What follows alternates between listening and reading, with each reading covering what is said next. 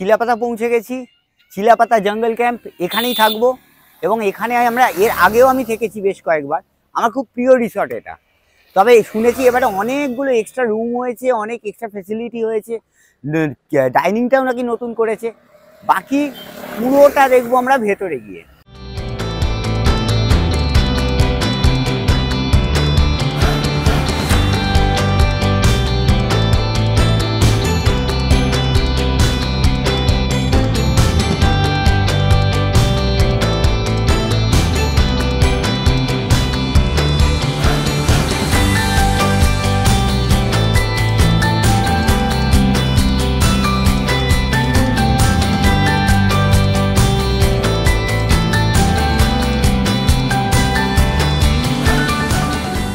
চিলাপাতা জঙ্গল ক্যাম্পে এলাম অনেক দিন পরে।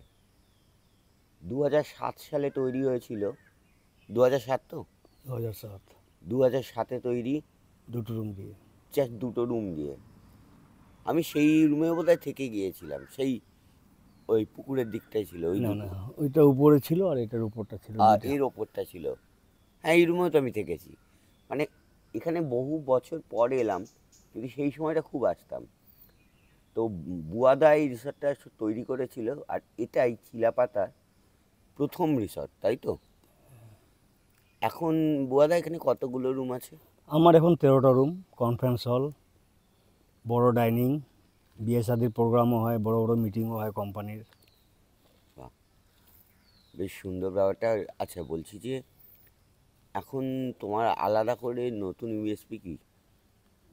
বুঝলাম না। তোমার ইউনিক সেলিং পয়েন্টটা কি?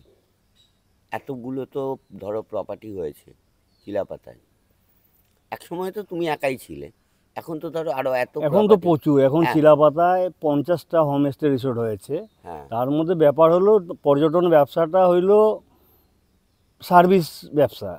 ঠিকঠাক যারা সার্ভিস দিচ্ছে, যেরকম আমি সকাল 8টার সময় আসি, রাত্রে 9টার সময় 10টার সময় যাই, আমি সার্ভিস ঠিক দিচ্ছি, আমার পর্যটক রেফারেন্সেই আসে। চিলাপাতা জঙ্গল ক্যাম্পে যান, বুয়াদা আছে, চিন্তা করতে হবে না। আচ্ছা বুয়াদা, তোমার এখানে তো এতগুলো রুম আছে, মোটামুটিভাবে এখানে কতগুলো গাড়ি পার্কিং? আমার এখানে মোটামুটি 20টা গাড়ি পার্কিংয়ে জায়গা আছে। 20টা গাড়ি পার্কিং জায়গা আছে, বেশ।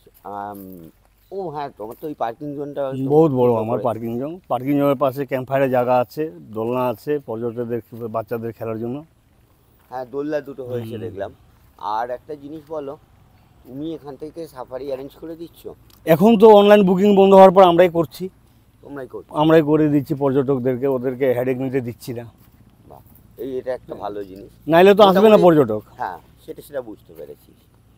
আচ্ছা, একটা জিনিস বলো তো, সাফারি এখন কতগুলো সাফারি হয় সারাদিনে? সারাদিনে 4বার হয়, সকালে 5:30টায়, হ্যাঁ, তারপরে হলো 8টায়, হ্যাঁ, তারপরে 2টায়, তারপরে 4টায়। আচ্ছা, 4বার হয়, 4বার সাফারি হয়।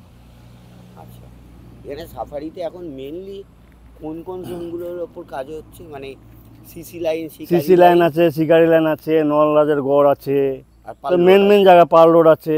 এগুলো মেন জায়গাগুলোকে ঘোরানো হয় আর কি। তাতে প্রচুর জীবজন্তু, চিলাপাতা এখন প্রচুর টুরিস্ট খুশি হয়ে যায় আর কি। কালকে বিকাল সাফারিতেও হাতি পেয়েছে, গন্ডার পেয়েছে, বাইসন পেয়েছে।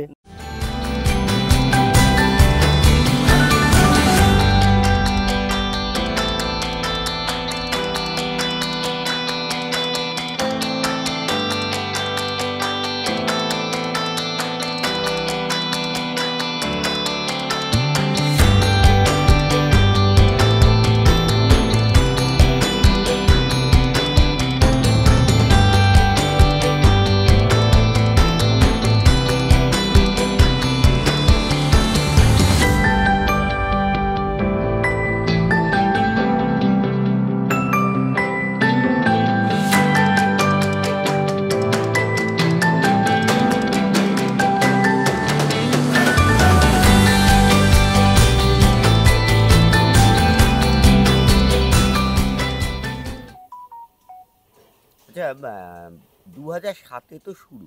হ্যাঁ, 2007-এ শুরু। হঠাৎ করে মানে এইটা বানানো, মানে কি, মানে এই চিলাপাতা পর্যটন শিল্প শুরু করিয়েছে আমাকে ডিএফও কল্যাণ দাস। উনি আমার গুরু। আচ্ছা, উনি যখন ডিএফও ছিলেন কুচবিহারে, তখন উনি আমাকে এই ব্যবসায় নামিয়েছেন।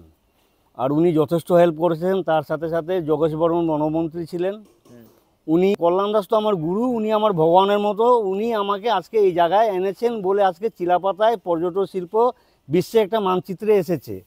আজকে 2007 2টো রুম দিয়ে শুরু হয়েছিল, এখন 50টা রিসোর্ট হোমস্টে চিলাপাতা 6-7 কিলোমিটারের মধ্যে, বাদ বাকি তো পুরো জঙ্গল ঘেঁষে হয়ে গেছে। চিলাপাতায় শুধু এখন 50টা হোমস্টে রিসোর্ট চালু চলছে আর কি। তাতে হাজার হাজার লোকের কর্মসংস্থান হয়েছে, অনেক দোকানপাট হয়েছে চিলাপাতায়, অনেক টোটো, ছোট গাড়ি, অনেক কর্মসংস্থান হয়েছে। কিন্তু সবচেয়ে দুঃখজনক ব্যাপার যে এই যে সাফারি অনলাইন টিকিটটা বন্ধ করে দেওয়াতে আমাদের পর্যটক কম আসছে। তোমরা এখানে মোটামুটিভাবে কী কী মাছ খাওয়াও?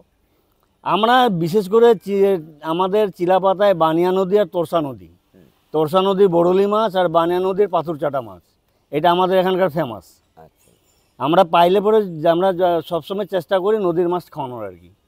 আর লোকাল দেশি মুরগি আমাদের গ্রামেরই আছে, শাকসবজি সব গ্রামেরই, মানে সব এখানে ন্যাচারালি খাওয়া হয়, আমাদের এখানে হোমস্টে রিসোর্টে পাওয়া যায় আর কি। আচ্ছা। আর বিশেষ করে আমি আমার রিসোর্টে গেস্টদেরকে নদীর মাছটাই বেশি খাওয়ানোর চেষ্টা করি।